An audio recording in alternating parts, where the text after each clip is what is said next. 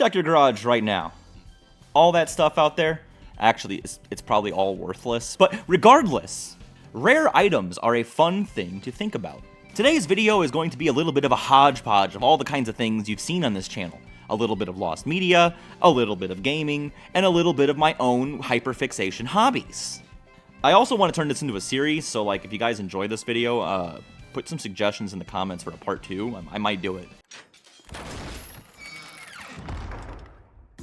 Numismatics is the study of money, cataloging it, and the fascination with collecting it. There's such a thing as a type collector who collects coins with unique designs. Traditional collectors might actually go for every year or unique mint mark on each coin, which designates where the coin was manufactured. But those with more extreme collections will actually catalog everything they possibly can, going as far as to recognize large-scale mint errors and tracking them down. Many rare and unique coins exist, and they could probably dominate this entire video. So I made a list of honorable mentions. Mule coins are coins struck with the wrong die on the wrong material, such as this quarter struck on the blank manganese brass planket for a dollar coin. You may have heard the fun fact that the copper in the United States penny is worth more than the value of the coin itself. The United States has actually made several attempts to fix this, and in 1982 we switched from copper to copper-plated zinc. One of the things the United States experimented with, though, was aluminum coins. They were canceled because they were too lightweight and the vending machine companies lobbied against it. But some specimens did escape and they are sought after by collectors, even if they're illegal to own. United States bills these days all have a green seal, although you might see ones with blue or red seals if they're old enough to be from the silver era. Even more rare is this yellow stamp, which was placed on bills delivered to Hawaii in the 1940s. The United States had an ongoing fear at the time that Japan was going to try and conquer Hawaii, so as a failsafe, we had this system in place where we could devalue every single dollar bill in that state in an instant. But the most interesting rare coin, in my opinion, does not come from the United States. It comes from Canada. Let me tell you something about a friend of... In any part of the Commonwealth, coins are updated immediately to depict the current monarch in charge. And by immediately, I mean within the next year. This became an issue when King George V died in January of 1936, meaning the Royal Canadian Mint would have to begin producing coins of George VIII for the following year. Now, designing a new coin within 11 months is not a huge task. They had the coins ready by December. An entire supply of 1937 pennies with King George VIII were produced, ready to meet what was at the time increasing demand for pennies in the country of Canada. Funny how that turned out. But a wrench would be thrown into this process when George would resign from his throne immediately in December of 1936. Now, producing a coin in 11 months is not a crazy feat. Producing a coin in 1 month is pretty tricky. See, the RCM faced this difficult issue of having to rush out a die of King George VI within a month. As a backup plan, they restruck 1936 coins with George V and put a tiny dot under the year to designate it as a 1937 coin. Thankfully, the King George V pennies never had to be used. So when a government has a bunch of coins they don't know what to do with, and they have a planket ready for a new design, they usually just melt down those coins and restrike them as the new design. As a result, we don't know how many of these quote-unquote Canadian dot pennies still exist. 3 specimens have popped up. That's it. And they all belong to wealthy collectors these days. These coins are considered the holy grail of North American coin collectors. The most recent sale was in 2010, where a single penny sold for $410,000. If you shaved off that fucking divot of fucking copper, it would lose $409,999 in value. Pixar. The name of our childhoods. Look, if you grew up, chances are you watched a Pixar movie. A lot of people already know this fact. One of the rarest commercially available Disney physical tapes is Cars on VHS. Cars was released on the cusp of society's transition from DVD to Blu-ray. VHS was pretty much beyond the way out and already out the door by this point. VHS tapes in this point only existed as collector's items, and Cars was only distributed through special collector's services through Disney. Interesting, sure, but what if I told you there's something even rarer and more interesting? The year was 2000. Pixar released their big Christmas gift of that year, the Toy Story Ultimate Toy Box DVD set. Now, This should have been an underwhelming release, just 2 Toy Story movies and some extra bonus features on a 3rd DVD. Honestly, it's not even that rare. I can find a copy of that DVD box set on eBay for $30 right now. I'd love to click the buy now button as a joke, but I'm not doing that. I don't want this. But some of the first buyers of this DVD at launch were met with a little bit of a surprise. Mother Janie Ward purchased the box set on release day at Costco for her 2 boys who just wanted to watch their favorite Pixar movies. But somehow, halfway through Toy Story 2, a clip of the raunchy adult comedy High Fidelity was cut in. She's in the fucking phone book. Only about 1,000 discs were shipped with this mistake, and Disney successfully recalled every single one of them as far as we know, which means no recording of this blunder exists. Now, news articles exist confirming this did happen though, but as a result, the rarity of this tape now ranges from extremely rare to might possibly not exist anymore.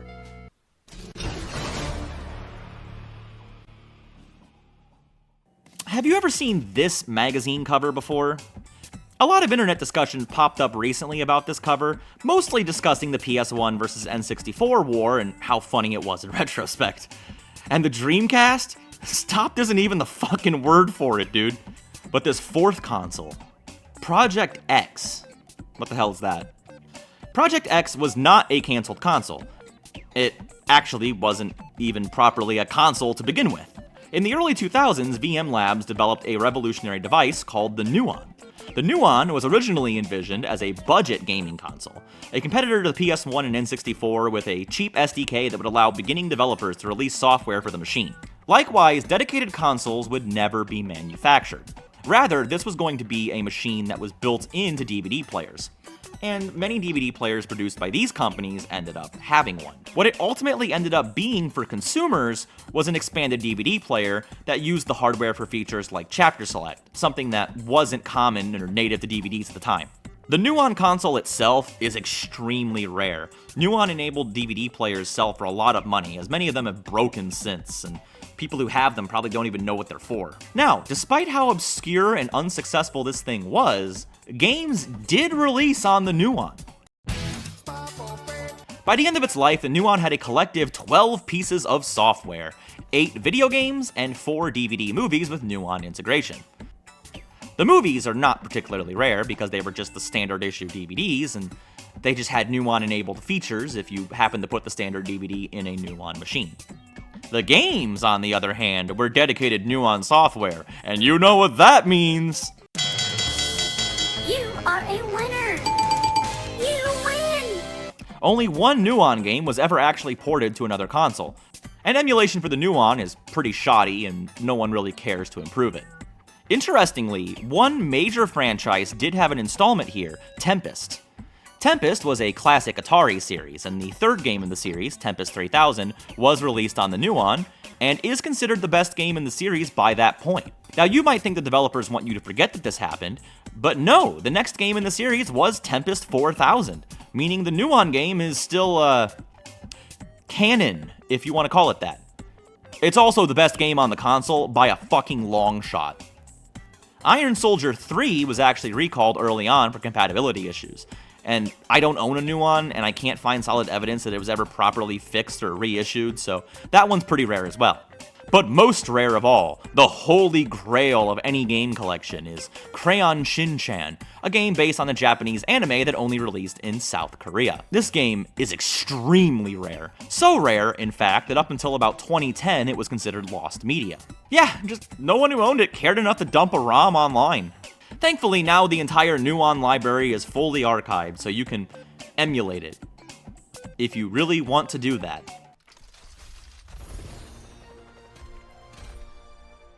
If you follow me on any platform besides YouTube, you already know that I am a huge fan of LEGO and a collector of their products. Here's a little fun fact about LEGO that might not shock any of you. LEGO is a company that doesn't like to get their nose dirty in politics, and one of the ways they've gone about that is a no religious iconography rule. That goes for anything. No churches, no buildings can feature a cross, no synagogues, no mosques, nothing. This ban lasted for over 50 years, only recently being broken with set number 21061, Notre Dame, which is part of the Architecture series, so it's not a religious statement, it's admiring the craftsmanship of the church. Now, this ban has not always been a part of LEGO's history. Christian churches were actually prevalent in the old town sets in the 1960s, although, relatively speaking, they're not much rarer than other sets from the time, and they're not really that interesting. Now, why do I bring up the religious ban? There's all kinds of rare LEGO items, prototypes, sets that are intentionally made rare, and sets that are just kind of fallen into obscurity because a bunch of fans want a stupid fucking Jango Fett minifigure out of them. Why the fuck is this set so expensive? Well, the most interesting rare set, in my opinion, is the Indre Cross. This is extremely rare. A single cross is worth over $800. These were little plastic crosses produced during LEGO's early years as part of a fundraiser for local churches. Alongside this, glow-in-the-dark angel ornaments were also produced for employees, beginning the surprisingly long-standing tradition of creating employee-only rare LEGO products. These crosses were produced for only 6 years, between 1952 and 1958. They aren't a serialized set, not really a commonly available piece of LEGO history, and frankly, most collectors don't really want them because the fuck am I supposed to do with this? I've literally held my tongue about World of Warcraft on this channel for 2 fucking years, and if you think I'm going to exist for this long without talking about it, you have another thing fucking coming. One of my favorite aspects of World of Warcraft is the collectibles. Armor, pets, mounts, all kinds of things in this game have been turned into collectibles by the developers. That being said, some things are rarer than others. Some of these items exist only as FOMO items, limited time items that encourage you to play during a special event. Some of them are extremely difficult to get, so only a few players have ever actually done them. And of course, there were ones that are part of paid promotions, which are obviously ended by now. But one item is rarer than all the others: the fluorescent green Mechanostrider. Mechanostriders are not rare mounts in World of Warcraft at all. In universe, they're mass-produced by gnomes, and they serve as a gnome player's basic starter mount. Standard Striders come in 4 colors: blue, green, red, and unpainted. Now, for some context, in 2004, getting a mount was a lot of work. 20 gold was not cheap like it is today. So, when European player Narsh accidentally sold his first mount, he had to contact the developers of the game to get it back. Now, the WoW devs have this long history of fucking up support tickets in Classic, but this would usually end in them giving someone something that they really shouldn't have given them, and said item being destroyed. In this case, though, Narsh received an item that was not significant in this way. It was in the game's code this entire time, it was just never made available: the fluorescent green Mechanostrider. Because it was just a recolor, the devs let him keep it. That was, until he tried to sell his account, at which point the item was once again removed and remains unavailable in all versions of the game to this day. This isn't the only WoW item with this level of rarity. For example, when Molten Core, the first raid in the game, was run for the first time, they accidentally left in a legendary that was not supposed to appear in the drop pool. The item was never removed from the game because after that tier, it was not going to be very effective to carry it around. But it's a necklace. You can't even see necklaces on players. Who gives a shit? The thing with the mount is the fact that this guy could run into a public area, a crowded public area, pop it out, and just bewilder everyone. Now, all of this information aside, World of Warcraft is currently undergoing something called the Season of Discovery. Classic WoW is diverging from the original development path and adding new content that was not originally part of the game. With that, chances are the fluorescent green Mechanostrider could realistically come back to the game as a collectible for completing some difficult task in Season of Discovery. Legendary. Game collecting is a pretty obvious hobby out there, but we all know the rarest Nintendo games, and frankly, nobody cares anymore. Another popular thing to collect is game console variants. Back in the 90s, Nintendo produced this magical new device called the Game Boy Color. It didn't sell very well. That being said, the Game Boy Color did introduce a new concept that has resonated with collectors to this day: tons of color variants for a new console. As a result, collecting all the variants of old Nintendo consoles, especially ones that aren't that valuable, has become a very popular hobby, and some people just collect console variants in general. Controllers, consoles, game peripherals, if it's in a different colored plastic, they want it. Nintendo handhelds have always been the most popular part of this scene, though. The Game Boy Color started it, and the Game Boy Advance perfected it. And then the Nintendo DS also perfected it. But I don't want to acknowledge that because I want to talk about the Game Boy Advance.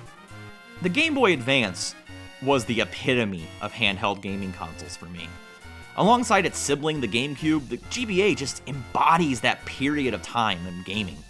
So, as a result, lots of collectors just really like this dumb thing. It also had 3 separate iterations, the Classic, the SP, and the Micro. And all of these come in many, many color schemes. The best of these iterations was the second issue of the Game Boy Advance SP, which had a better backlit screen, was extremely comfortable, had this nice clamshell design. It's just a perfect console. Thank you, Nintendo. Now, before I tell you about this console, I know what you're about to say. Gold Nintendo hardware is not rare. A Pearl Gold Nintendo 64 was released by Toys R Us and is relatively common. It's one of the rarest N64s, but who gives a shit? It's a Nintendo 64. Zelda cartridges have always come in gold, and golden controllers were made to tie in with them once people stopped using cartridges. Likewise, golden handhelds with the Triforce printed on the back have always been a thing since Nintendo DS Lite, which that model only fetches around $80 on the aftermarket. But there is one rare gold Triforce console, the Game Boy Advance SP. This was not just a coat of paint.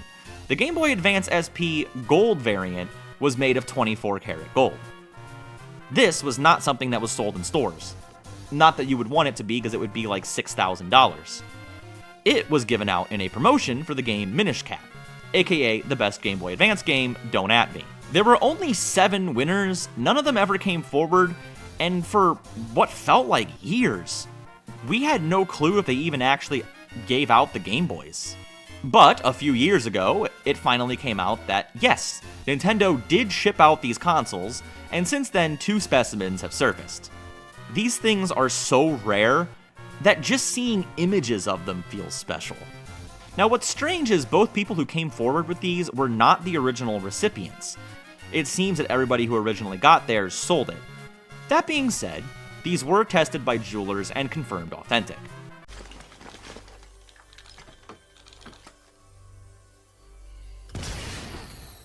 Nintendo in the video twice. Miyamoto, you slick son of a bitch. Bacopa cordata is a species of figwort plants native to South Africa. Bacopa are pretty hardy plants, widely used in aquariums and loved by gardeners for how easy they are as starting plants. Flowers in general are pretty easy to grow, and also very easy to mess with.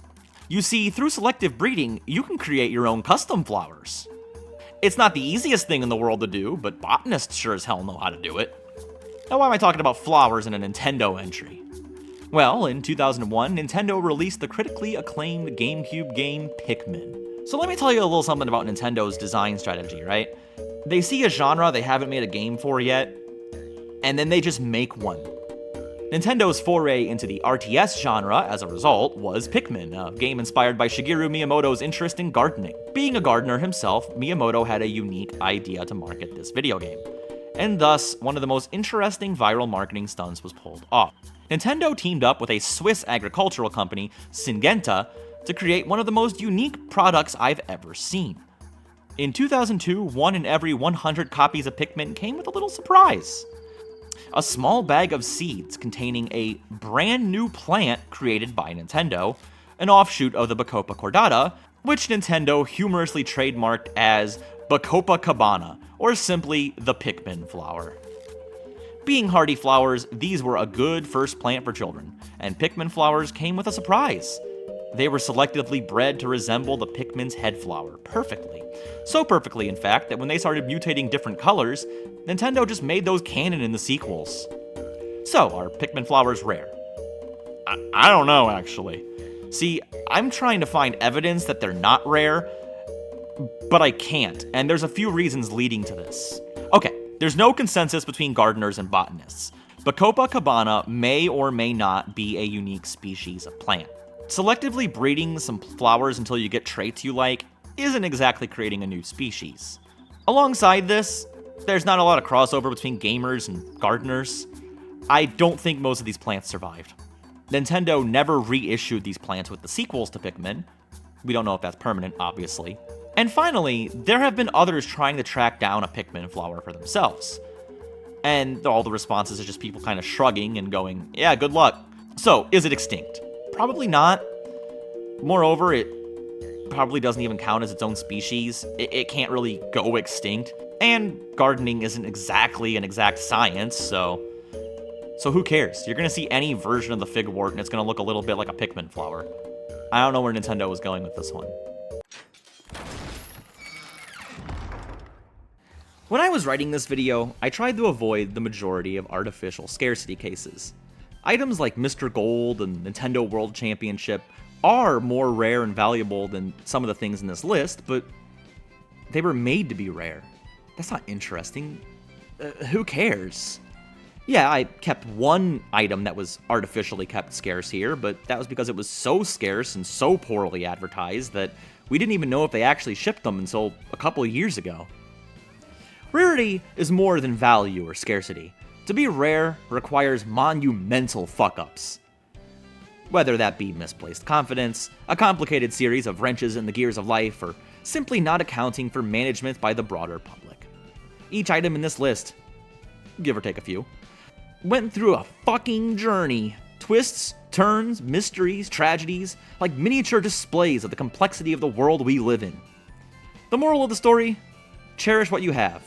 Because apparently Nintendo's coming after that too.